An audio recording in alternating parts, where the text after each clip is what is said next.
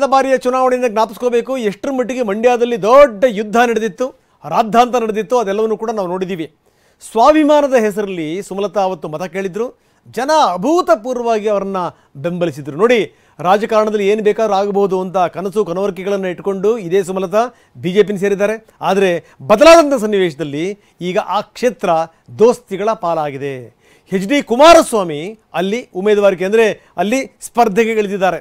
ಇಂಥ ಸಂದರ್ಭದಲ್ಲಿ ಸುಮಲತಾ ಅವರ ಮನಸ್ಥಿತಿ ಏನು, ಸುಮಲತಾ ಅವರ ನಿರ್ಧಾರ ಏನು? ಇವತ್ತು ಬೆಂಬಲಿಗರ ಜೊತೆಗೆ ಸುಮಲತಾ ಮಾತನಾಡಿದ್ರು.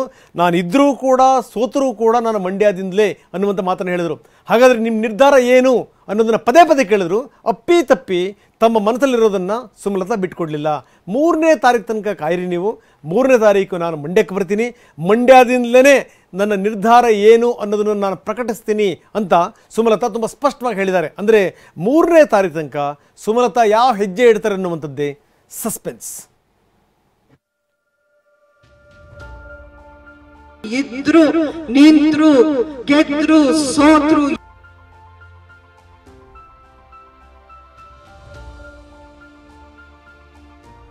ಮಂಡ್ಯ ಬಿಟ್ರೆ ನನಗೆ ರಾಜಕಾರಣ ಬೇಡ.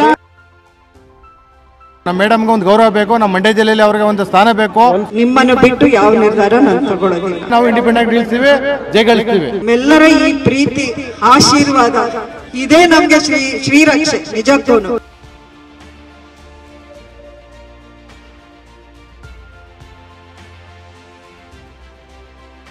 ಸ್ವಾರ್ಥ ಇದೆ ಅಂದ್ರೆ ಅದು ನನಗೆ ಮಂಡ್ಯನೇ ಬೇಕು.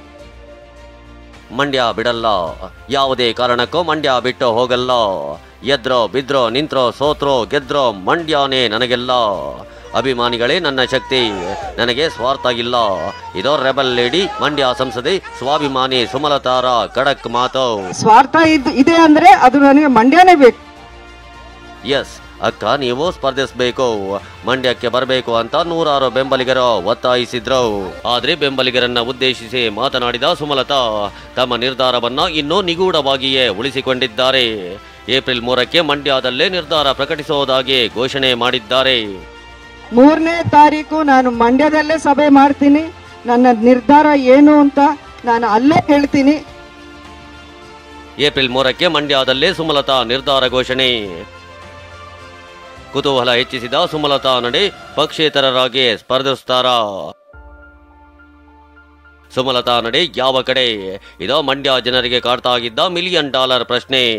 ಬಿಜೆಪಿಗೆ ಬೆಂಬಲ ನೀಡಿದ್ದ ಸುಮಲತಾ ಬಿಜೆಪಿ ಟಿಕೆಟ್ಗಾಗಿ ಕೊನೆ ಕ್ಷಣದವರೆಗೂ ಪಟ್ಟು ಹಿಡಿದಿದ್ರು. ಆದ್ರೆ ಬಿಜೆಪಿ ಜೆಡಿಎಸ್ ಮೈತ್ರಿ ಬಳಿಕ ಮಂಡ್ಯ ಕ್ಷೇತ್ರ ಜೆಡಿಎಸ್ ಪಾಲಾಯಿತು. ಮಂಡ್ಯದಿಂದ HD ಕುಮಾರಸ್ವಾಮಿ ಸ್ಪರ್ಧೆಯೋ ಫೈನಲ್ ಆಯಿತು. ಹೀಗಾಗಿ ಸುಮಲತಾ ಮುಂದೇನು ಮಾಡ್ತಾರೆ ಅನ್ನೋ ಕುತೂಹಲ ಗರಿಗೆದರಿತ್ತು. ಹೀಗಾಗಿ ಇವತ್ತು ಬೆಂಬಲಿಗರ ಸಭೆ ಕರೆದಿದ್ದ ಸುಮಲತಾ ಅಭಿಮಾನಿಗಳ ಮುಂದೆ ಭಾವುಕರಾಗಿ ಮಾತನಾಡಿದ್ರು. ನಾನು ಏನೇ ನಿರ್ಧಾರ ತೆಗೆದುಕೊಂಡ್ರೂ ನಿಮ್ಮನ್ನ ಬಿಟ್ಟು ತೆಗೆದುಕೊಳ್ಳೋದಿಲ್ಲ. ಏಪ್ರಿಲ್ 3ಕ್ಕೆ ಮಂಡ್ಯಕ್ಕೆ ಬರ್ತೀನಿ. ಏಪ್ರಿಲ್ 3ರಂದೇ ನನ್ನ ನಿರ್ಧಾರ ತಿಳಿಸ್ತೀನಿ ಅಂದ್ರು.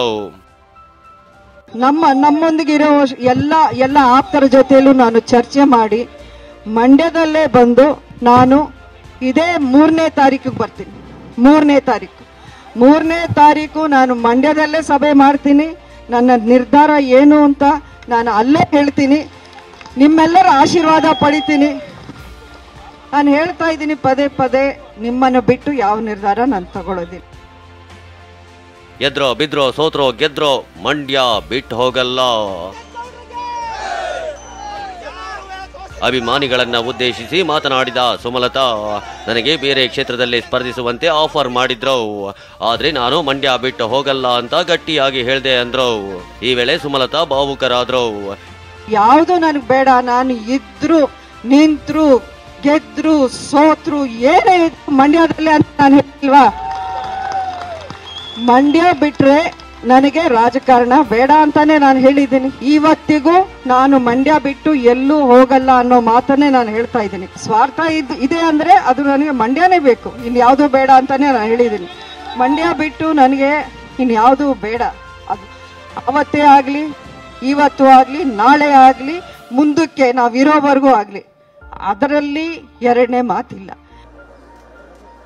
ಸುಮಲತಾ ಏಪ್ರಿಲ್ 3ಕ್ಕೆ ನಿರ್ಧಾರ ತಿಳಿಸ್ತೀನಿ ಅಂತ ಹೇಳ್ತಾ ಇದ್ದಂತೆ ಅಭಿಮಾನಿಗಳೆಲ್ಲ ಪಟ್ಟು ಹಿಡಿದ್ರು.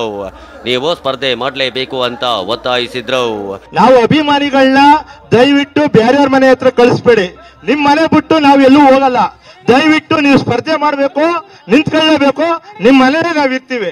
ನಿಮ್ ಮನೆ ಬಿಟ್ಟು ನಾವ್ ಎಲ್ಲೂ ಹೋಗುದಿಲ್ಲ. ಬೇರೆಯವ್ರ ಮನೆ ಕಳಿಸ್ಕೊಡ್ಬೇಡಿ ಅಂತ ದಯವಿಟ್ಟು ಮನವಿ ಮಾಡ್ಕೊಳ್ತಾ ಇದ್ದೇನೆ. ದಯಮಾಡಿ ನಿಂತ್ಕೋಬೇಕು. ಇಲ್ಲ ಅಂದ್ರೆ ನಾವಂತೂ ಯಾವುದೇ ಪಕ್ಷದಲ್ಲಿ ಯಾವುದೇ ಇದಕ್ಕಾಗ್ಲಿ ಓಟ್ ಅಂತೂ ಹಾಕಲ್ಲ. ದಯಮಾಡಿ ನೋಟಾ ಬೇಕಾದ್ರೆ ಹಾಕ್ತಿವಿ, ನೋಟಕ್ ಬೇಕಾದ್ರೆ ಓಟ್ ಹಾಕ್ತಿವಿ, ಬೇರೆಯವ್ರಿಗೆ ಯಾರಿಗೂ ಓಟ್ ಹಾಕಲ್ಲ. ಕಾಡ್ರು ಕಾಕ್ರೆಲ್ಲ ಬಂದು ಎಲೆಕ್ಷನ್ ನಿಂತ್ಕೊತಾವ್ರೆ. ಅಭಿಮಾನಿಗಳು ಎಷ್ಟೇ ಒತ್ತಾಯಿಸಿದ್ರು ಸುಮಲತಾ ಇವತ್ತು ಯಾವುದೇ ನಿರ್ಧಾರ ಪ್ರಕಟಿಸಿಲ್ಲ. ತಮ್ಮ ನಿರ್ಧಾರವನ್ನ ಮಂಡ್ಯದಲ್ಲೇ ಘೋಷಿಸೋದಾಗಿ ಹೇಳಿದ್ದಾರೆ. ಹೀಗಾಗಿ ಏಪ್ರಿಲ್ 3ರತ್ತ ಎಲ್ಲರ ಚಿತ್ತ ನೆಟ್ಟಿದೆ. ಇನ್ನು ಮಳವಳ್ಳಿಯ ಹುಚ್ಚೇಗೌಡರ ಸೊಸೆ ಎಂದಿದ್ದ ಸುಮಲತಾ ಸ್ವಾಭಿಮಾನ ಉಳಿಸಿಕೊಳ್ಳಲಿ ಅಂತ ಮಳವಳ್ಳಿ ಕಾಂಗ್ರೆಸ್ ಶಾಸಕ ನರೇಂದ್ರ ಸ್ವಾಮಿ ಹೇಳಿದ್ದಾರೆ. ಆವತ್ತು ನಿಮ್ಗೆ ಬೆಂಬಲಿಸಿದ್ವಿ, ಇವತ್ತು ಕಾಂಗ್ರೆಸ್ ಅಭ್ಯರ್ಥಿಗೆ ಬೆಂಬಲಿಸಿ ಅಂತ ಹೇಳಿದ್ರು. ಇದಕ್ಕೂ ತಿರುಗೇಟು ಕೊಟ್ಟ ಸುಮಲತಾ ಮಂಡ್ಯದಲ್ಲಿ ನನ್ನ ಅಭಿಮಾನಿಗಳ ಶಕ್ತಿ ಇದೆ ಎಂದಿದ್ದಾರೆ. ಈ ಮಳವಳ್ಳಿಯ ಏನಂತ ಯಾರು ಸೊಸೆ ಅಂದ್ರು? ಮಳವಳ್ಳಿ ಹುಚ್ಚೇಗೌಡರು ಸೊಸೆ. ಮಳವಳ್ಳಿ ಸ್ವಾಭಿಮಾನನ ಕಳಿಕೊಡ್ದು ಸುಮಲತಾ ಅವ್ರಿಗೆ ಈ ವೇದಿಕೆಯಿಂದ ಬೇಡಿಕೆ ಹಾಕ್ತೀನಿ. ನೀವು ಚುನಾವಣೆ ಯಾರು ಪರವಾಗಿ ಬರ್ತಿರೋ ಬರೋದಿಲ್ಲೋ ನನಗೆ ಚಿಂತೆ ಇಲ್ಲ. ಮಳವಳ್ಳಿಗೆ ಅವಮಾನ ಆಗದಂತೆ ನಿಮ್ಮ ನಡೆ ಇರಲಿ. ಸಭೆಯಲ್ಲಿ ತೀರ್ಮಾನ ಏನಿರ್ಬೇಕು ಅಂದ್ರೆ ಆವತ್ತು ಸ್ವಾಭಿಮಾನದ ಮಾತಾಡಿದ್ರಲ್ಲ, ನಿಜವಾದ ಸ್ವಾಭಿಮಾನನ ಉಳಿಸ್ಕೊಳ್ತಕ್ಕಂಥ ಮಂಡ್ಯದ ಗೆಲುವನ್ನು ನಾವು ಕೇಳ್ತಾ ಇದ್ದೀವಿ. ಮಂಡ್ಯದ ಅಭ್ಯರ್ಥಿನ ತಂದು ಕೂರಿಸಿದ್ದೀವಿ. ನೋಡಿ, ನಾನು ಆಗ್ಲೇ ಹೇಳಿದ್ನಲ್ಲ, ನನ್ನ ನಿರ್ಧಾರ ಈ ಪಕ್ಷಕ್ಕೋ ಆ ಪಕ್ಷಕ್ಕೋ ಅನುಕೂಲ ಆಗತ್ತಾ ಅನ್ನೋಂಥ ಯೋಚನೆ ಮಾಡಿ ನಾನು ಮಾಡೋದಿಲ್ಲ.